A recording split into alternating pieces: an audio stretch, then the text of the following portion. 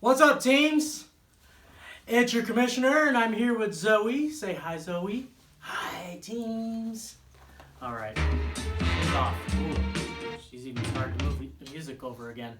All right, well, I'm here with your Week 6 recap, and yeah, we're in the end of the second quarter of our season, so we should probably take a look at where everybody stands. So let's take a look at the standings. Here we go. Okay, sitting at the top of the East, the Bonecracker, of course, at 5-1. Got a couple of teams there in the middle of the pack, and then pulling up the bottom is Jollibee at 2-4 for the East.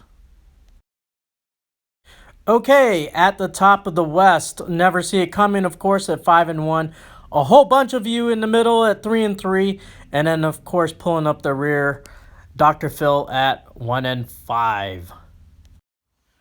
Okay, there are your standings. You know where you are. You know what you need to do. So do it. You know, whether it's trade, whether it's pickup, whatnot.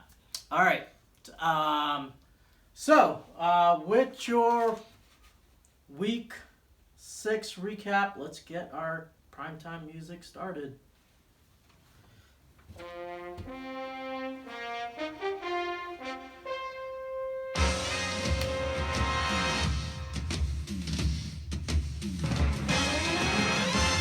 All right, so this week's points leader is Never See It Coming with 137 points. He's sitting pretty at 5-1, doing quite well. He's on a 5-game win streak.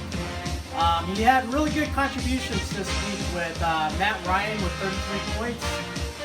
His New England defense and special teams coming up huge with 28 points. And James Conner, pretty consistent with 24 points. He's doing very, very well on the season, reminiscent of 2-3 seasons ago. But yeah, congrats. It's a good showing for you this week. So $10 to you. All right, other winners this week, dropping deuces with 112 points. Watt Me JJ with 106 points. All I Do is Winston with 92 points. The Bonecracker having a good season, 5-1, back on the winning streak with 89 points. And Team Fear Sandra with 88 points. Congratulations, teams. Okay, so this week's scoring leaders should have been Stephon Diggs, but he sat on the bench. Yamato Killer. So that was obviously a very big missed opportunity. So our number one points leader is Lamar Jackson, having a great season with 34 points from Team Little Red Fournette. At number 2, Matt Ryan with 33 points from Team Never See It Coming. And at number 3, Deshaun Watson having a fantastic season with 32 points from Team Camel Toe Killer. All right.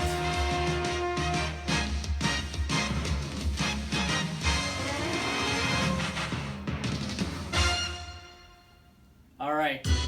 So that brings us to the come on, man, not so top 3.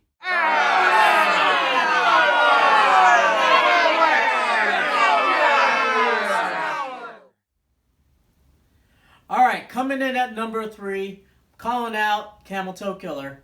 It was a close matchup, as I predicted, and you actually did score the second highest points with 133 points.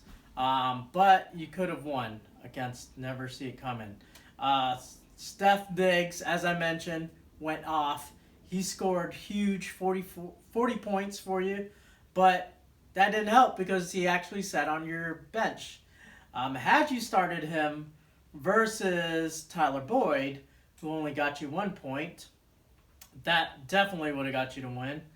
Or had you started Miles Sanders, who got you 14 points, versus Damian Williams, who scored only 7, that too also would have got you to win. But those were obviously missed opportunities. You could have been sitting at 4-2, and so would have never see it coming. But instead, it's a swing for 5-1. Never see it coming. 3-3.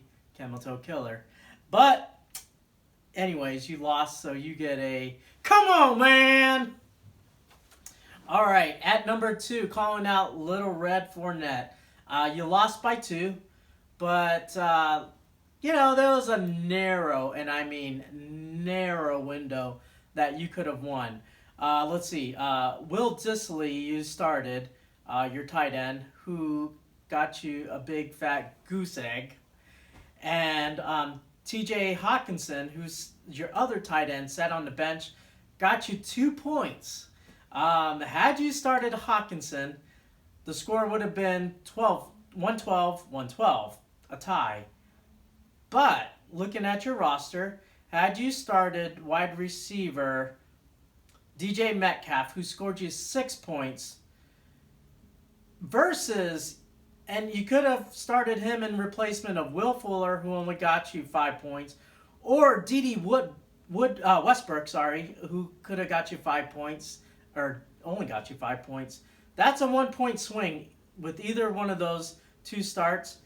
Had you started DK Metcalf, your score would have been 113, 112. Your small window to win, but you didn't, and you lost, so you get a come on, man. All right, and then this one's very obvious. Sitting at number 1, Dr. Phil. Yes, you are 1-5 on the season. Let's start with the fact that you only scored 61 points for the whole week. That was really low. And secondly, you started Todd Gurley, who was not projected to play and was called to be inactive for the game. So obviously you got 0 points from him. And, third, your Cardinals defense and special teams actually cost you points, scoring a -2. But really, it didn't matter because you scored so low and got beat so bad. Just saying. Maybe, I'm thinking you should maybe let Philip take over your roster. I don't know. What do you say, Philip? You up for it? But I forgot one key important ingredient here. You did get a new car, and I failed to mention that before. You got a new Tahoe. Here it is. Could this be the reason? Yeah, so the curse, the pink plate curse, is on you. And maybe that's why you're doing so bad, but I'm not going to chalk it up fully to that, because you have control over your own destiny. Now, granted, the new car helps with the curse, but you got to do your own thing, man. So, I don't know. You're 1-5. You're sucking really bad. You get the biggest. Come on, man! All right, get your shit together. Oops. All right. So, that brings us to the Week 7 matchup. This week, it's an easy one. 2 of our big hitters. Never See It Coming at 5-1, and the Bone Cracker at 5-1. This should be a good battle. The projections look pretty close, and it should be a close matchup. So that's our matchup of the week, and that brings us now to Zoe's pick.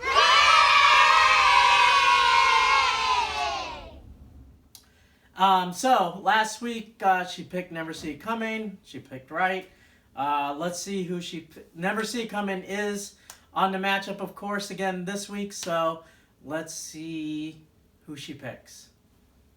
Okay, on the left we have Never See It Coming, and on the right the Bone Cracker.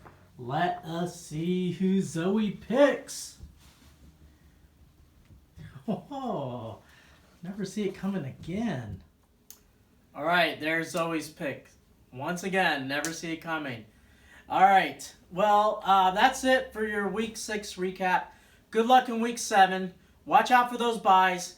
Pick up players who you need to pick up to change up your rosters. Trade if you need to trade, if you're able to trade. But do what you got to do. We're at the halfway point of the season, so it's crucial time if you're going to make that run for the championship or to run from the pink plate.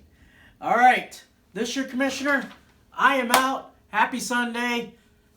Deuces.